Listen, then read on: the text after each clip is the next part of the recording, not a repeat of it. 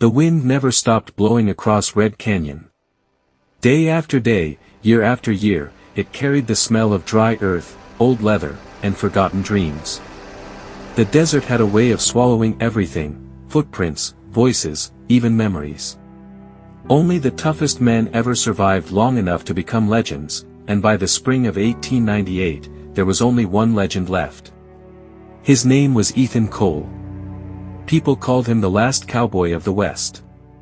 Once, thousands of cowboys rode the endless plains, driving cattle beneath skies so wide they seemed to stretch forever. Towns were alive with music, laughter, and gunfire. Every dusty road led to another adventure. But those days had disappeared. Railroads crossed the land like steel snakes. Fences divided the open range. Automobiles had begun replacing horses in the biggest cities. The Wild West was dying, and Ethan Cole was dying with it. At 62 years old, his face was carved with wrinkles as deep as dry riverbeds. His gray beard hid an old scar running across his jaw, a reminder of a knife fight he barely survived 30 years earlier. His hands looked as weathered as ancient oak bark, yet they still moved with surprising speed whenever danger appeared. His horse, Midnight, was almost as old as he was. The black stallion limped slightly after decades of hard travel, but its eyes remained sharp, watching every shadow that crossed the desert.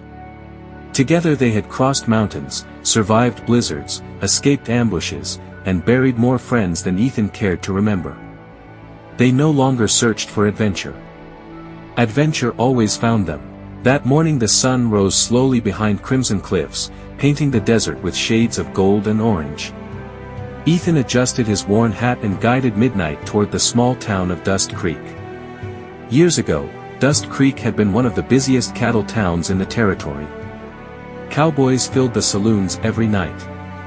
Traders argued over cattle prices. Children ran laughing through the streets. Now silence ruled everything. Most buildings stood abandoned, their wooden walls cracked by years of relentless heat. Swinging saloon doors creaked in the wind although nobody walked through them anymore. Empty wagons rested beside broken wells. A faded church bell hung crooked above a roof that threatened to collapse. Ethan stopped in front of the old general store. The sign had nearly fallen apart, its letters barely readable beneath layers of dust. He climbed down from Midnight and tied the reins to a weathered post before stepping inside. The store smelled of old wood and forgotten years. Shelves that once overflowed with supplies now held only a few sacks of flour, dried beans, rusty tools, and dusty bottles. Behind the counter stood Martha Henderson, one of the few people who had refused to abandon Dust Creek.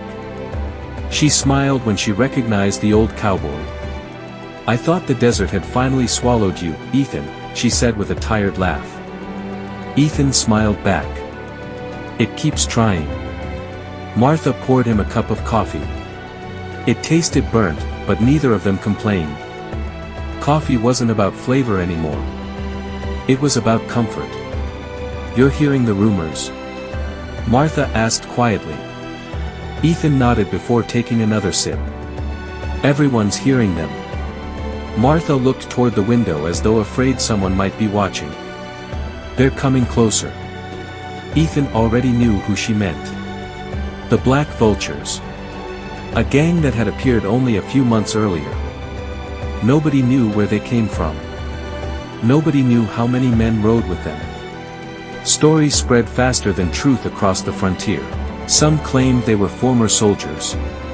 Others believed they were escaped convicts.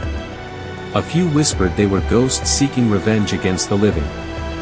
One fact remained certain: wherever the Black Vultures arrived, death followed. Ranches burned. Banks emptied. Entire families disappeared without leaving a trace.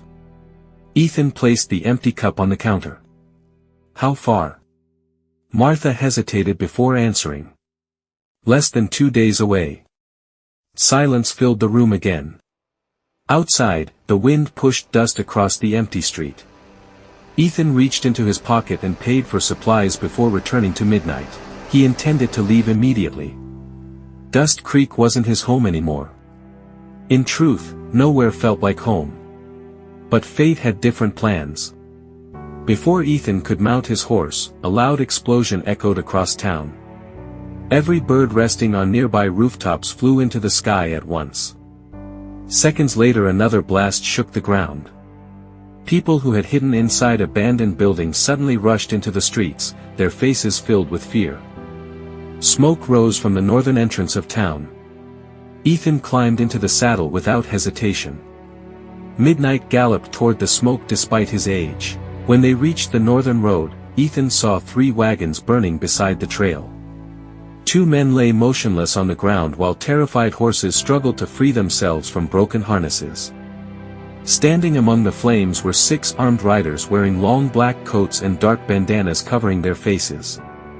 A black vulture feather decorated every hat. The stories had been true. One outlaw noticed Ethan approaching and laughed. "Looks like Grandpa wants to play hero." Another pointed his rifle toward the old cowboy. Ethan calmly rested one hand above his revolver but didn't draw it. Violence always came too easily to young men. "This town has nothing worth stealing," Ethan said. The leader slowly rode forward. Unlike the others, he removed his bandana. His face looked unusually young, perhaps 30 years old, with cold blue eyes that seemed completely empty of mercy. "We're not here for money," he answered. "We're here for fear." Ethan studied him carefully. "Fear doesn't last." The outlaw smiled. "Neither do old men." The street became perfectly silent. Even the wind seemed to pause. Everyone watched both men. Nobody dared breathe. Ethan's hand never left the grip of his revolver. He remembered dozens of moments exactly like this one. Different towns. Different enemies. The ending rarely changed. The leader suddenly reached for his weapon. Before anyone could blink, Ethan fired. One single shot echoed across Dust Creek. The outlaw's revolver flew from his hand after the bullet struck the weapon itself, sending it spinning into the dirt. Gasps spread through the crowd. Nobody had even seen Ethan draw his gun. The leader stared at his bleeding hand with disbelief before looking back at the old cowboy. Ethan slowly spun the revolver around one finger before sliding it back into the holster. "Next time," he said calmly, "I won't miss on purpose." The black vultures hesitated. Pride demanded revenge, but survival whispered caution. Finally the leader smiled again, though the smile carried no warmth. "Enjoy your victory, old man. We'll return soon." He turned his horse around. The other riders followed. Within seconds they disappeared into the endless desert, leaving only smoke and silence behind. The people of Dust Creek erupted into nervous conversations. Some celebrated. Others feared what would happen when the gang returned. Martha hurried toward Ethan. "You should leave now," she whispered. "They'll come back with more men." Ethan looked at the frightened townspeople. Children hid behind broken fences while elderly couples stared helplessly at the horizon. He had spent years convincing himself that the world no longer needed cowboys. Maybe he had been wrong. He glanced at Midnight, whose ears remained fixed toward the distant desert. The old horse sensed the coming storm. Ethan tightened the saddle straps and slowly looked west, where the setting sun painted the mountains blood red. Somewhere beyond those hills, the black vultures were already preparing for war. The age of cowboys might have been ending, but one final battle was about to begin. And if history demanded one last cowboy to stand against the darkness, Ethan Cole intended to answer that call, even if it cost him everything he had left. The silence that followed the black vulture's departure felt heavier than the smoke still rising from the burned wagons. Nobody celebrated anymore. Every man, woman, and child in Dust Creek understood what Ethan Cole already knew. Men like the black vultures never accepted humiliation. They would return, and next time they would come with enough riders to erase the town from the map forever. Ethan remained standing in the middle of the street as the evening sun slowly disappeared behind the western mountains. Long shadows stretched across abandoned storefronts, making the empty buildings look like silent witnesses waiting for history to repeat itself. Martha approached carrying a lantern. "They'll be back before sunrise," she whispered. Ethan nodded. "Probably." "Then why are you still here?" she asked. He looked around the nearly deserted town. Broken fences leaned against empty houses. The church bell swayed gently with the wind. A child's wooden wagon rested beside a porch where nobody had lived for years. "Because somebody has to stay." Martha lowered her eyes. She had known Ethan for decades. She recognized the expression on his face. It was the same look he wore before every impossible fight. Once he made up his mind, nothing could change it. That night only a handful of lamps remained lit inside Dust Creek. Most families packed whatever possessions they could carry, preparing to leave before dawn. Others prayed inside the old church. Ethan sat outside the stable brushing Midnight's black coat with slow, steady movements. The horse seemed unusually calm despite everything that had happened.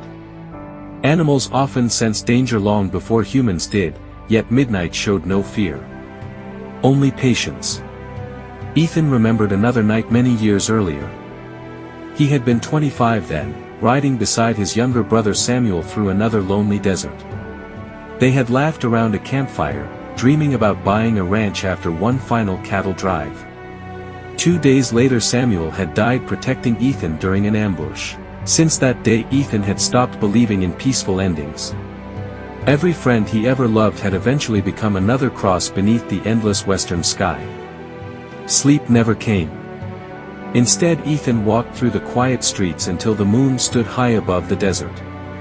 As he passed the abandoned sheriff's office he noticed fresh footprints leading toward the northern hills. Someone had entered town after dark. Instantly his instincts awakened. He followed the tracks carefully until they disappeared behind the old train station. There, hidden among broken freight crates, a frightened teenage boy pointed a rifle toward him with trembling hands. "Don't move," the boy shouted. Ethan stopped. "If you were planning to shoot me, you would have done it already." The boy hesitated. He could not have been older than 17. His clothes were dusty, his boots torn, and his face carried the exhausted look of someone who had spent days running from death. Ethan slowly lowered his own rifle onto the ground. "What's your name?" "Lucas." "You from around here?" The boy shook his head. "Silver Ridge." Ethan's expression changed immediately. Silver Ridge had been a prosperous mining town nearly 50 miles east. "What happened?" Lucas swallowed hard before answering. "They're all dead." Ethan already knew the answer before the boy continued. "The black vultures came 3 nights ago. They burned everything. My father told me to run while he stayed behind with the others." Lucas stared at the ground. "I never saw him again." The desert suddenly felt colder despite the warm night air. Ethan sat beside the boy without speaking. Sometimes silence offered more comfort than words. After several minutes Lucas finally asked, "Are the stories true?" Ethan looked toward the stars.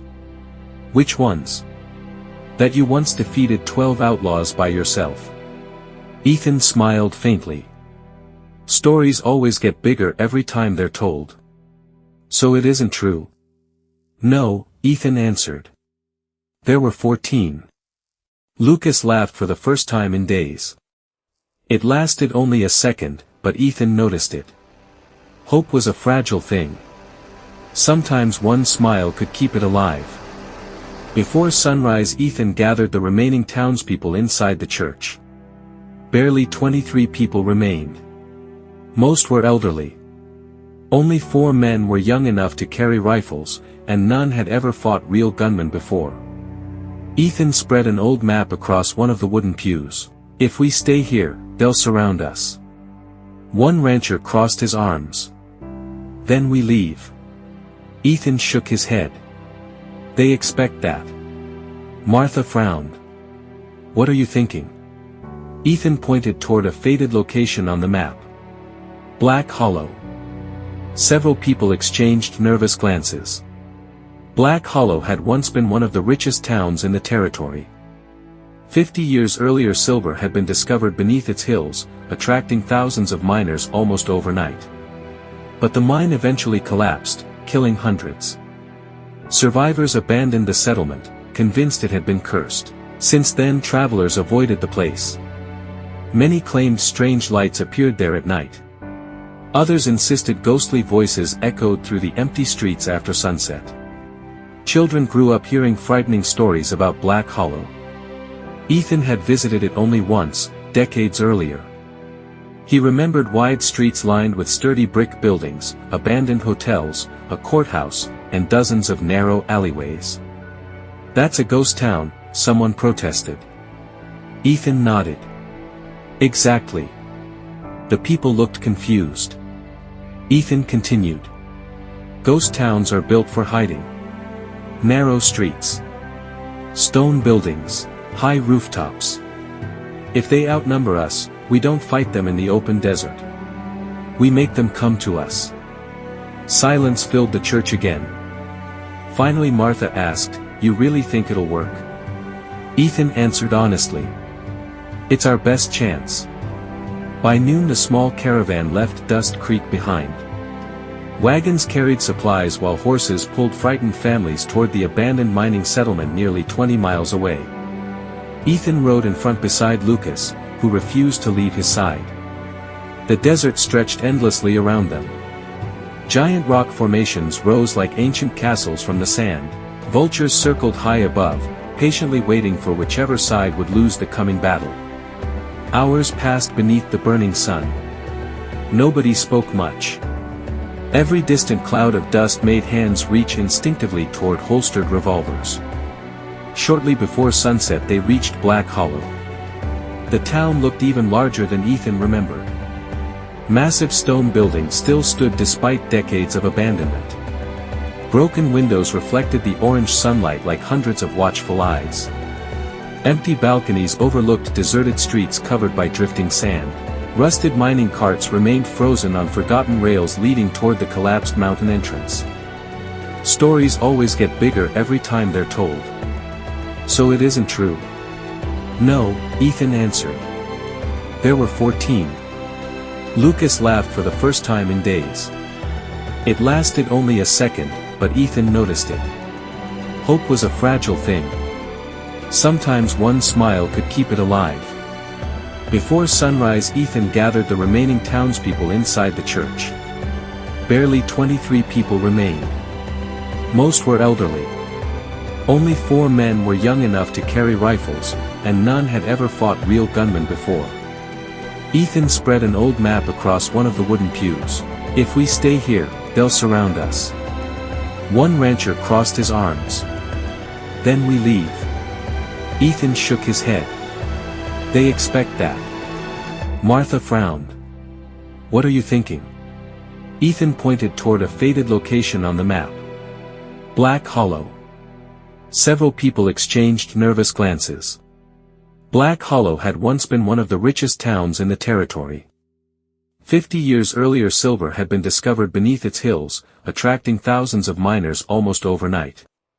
But the mine eventually collapsed, killing hundreds.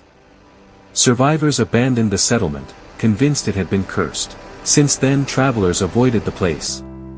Many claimed strange lights appeared there at night. Others insisted ghostly voices echoed through the empty streets after sunset. Children grew up hearing frightening stories about Black Hollow. Ethan had visited it only once, decades earlier. He remembered wide streets lined with sturdy brick buildings, abandoned hotels, a courthouse, and dozens of narrow alleyways. "That's a ghost town," someone protested. Ethan nodded. "Exactly." The people looked confused. Ethan continued. "Ghost towns are built for hiding. Narrow streets. Stone buildings. High rooftops. If they outnumber us, we don't fight them in the open desert. We make them come to us." Silence filled the church again. Finally Martha asked, "You really think it'll work?" Ethan answered honestly. "It's our best chance." By noon the small caravan left Dust Creek behind. Wagons carried supplies while horses pulled frightened families toward the abandoned mining settlement nearly 20 miles away. Ethan rode in front beside Lucas, who refused to leave his side. The desert stretched endlessly around them. Giant rock formations rose like ancient castles from the sand. Vultures circled high above, patiently waiting for whichever side would lose the coming battle. Hours passed beneath the burning sun. Nobody spoke much. Every distant cloud of dust made hands reach instinctively toward holstered revolvers. Shortly before sunset they reached Black Hollow. The town looked even larger than Ethan remembered. Massive stone buildings still stood despite decades of abandonment. Broken windows reflected the orange sunlight like hundreds of watchful eyes. Empty balconies overlooked deserted streets covered by drifting sand. Rusted mining carts remained frozen on forgotten rails leading toward the collapsed mountain entrance.